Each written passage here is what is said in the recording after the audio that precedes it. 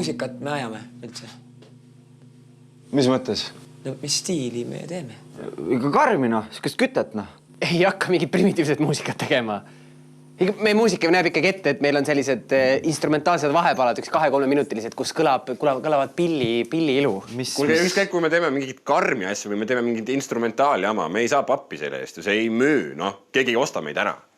Võtame näiteks kosmikud. Kosmikutel on jumala selge selline siht. Nemad tahavad seda matuse ja pulmateemat võiks teha minu arust. Mis asja, me ei hakka mingit kommertsi tegema. Me teeme ikka mingit sisimist kütet, mis meil pulbitseb sees. Sinu see küte on täiesti välistatud. See ei müü lihtsalt, Oodake nüüd.